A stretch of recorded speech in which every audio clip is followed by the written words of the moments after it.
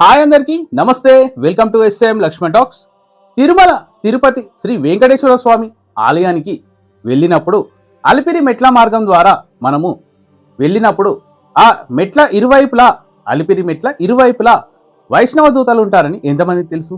మరి ఈ వైష్ణవ దూతలు ఉండడానికి అసలు కారణం ఏంటంటే, ఒకప్పుడు శ్రీ వెంకటేశ్వర స్వామి దర్శనానికి వెళ్ళి భక్తులకు చాలా ఇబ్బంది కలిగేదట.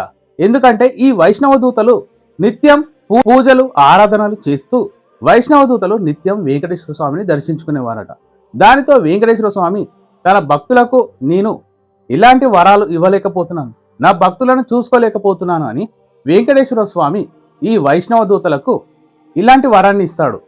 అంటే మెట్ల దగ్గర మీరు నిత్యం నా భక్తులు నా నామస్మరణంతో మనస్ఫూర్తిగా ఎవరైతే మొక్కి మెట్ల మార్గం ద్వారా వస్తుంటారో, ఎంతమంది భక్తులు వచ్చారో వాళ్ళ పేర్లు చిట్టా రాసి నాకు ఇచ్చి నన్ను అప్పుడు దర్శించుకోండి అని చెప్పడంతో వైష్ణవ దూతలు సంతోషపడి ఎంతమంది భక్తులు వస్తున్నారో నిత్యం అలిపిరి మెట్ల మార్గం ద్వారా వెళ్ళేటప్పుడు ఆ భక్తులు మనస్ఫూర్తిగా ఎవరైతే ఓం నమో శ్రీ వెంకటేశాయ అని మనస్ఫూర్తిగా మొక్కుకుంటూ స్వామివారి దర్శనం కోసమే వచ్చేవారు, మనస్ఫూర్తిగా భక్తితో శ్రద్ధలతో వచ్చేవారిని ఆ భక్తులను చూసి వారు వెంకటేశ్వర స్వామి నామస్మరణం చేస్తున్నారా లేదా, స్వచ్ఛమైన భక్తులా కాదా అని వైష్ణవ దూతలు ఎంతమంది భక్తులు వచ్చారో నిత్యం రాసుకొని ఒక చిట్టా చేసి వెంకటేశ్వర స్వామికి ఇచ్చి వాళ్ళ కోరికలు తీర్చండి స్వామి అని వేడుకుంటారట.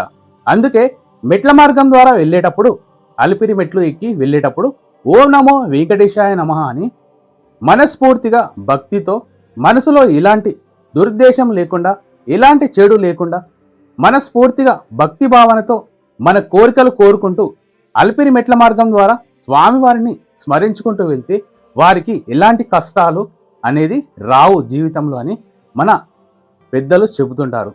జై Srimannarayana. Thank you for watching friends. మరిన్ని ఇంట్రెస్టింగ్ వీడియోస్ కోసం మన ఛానల్ని సబ్స్క్రైబ్ చేయండి. తిరుమల తిరుపతికి అలిపిరి మెట్ల మార్గం ద్వారా ఎంతమంది ఎన్నిసార్లు వెళ్ళారో కామెంట్ చేసి ఓం నమో వెంకటేశాయ అని సబ్స్క్రైబ్ చేయండి.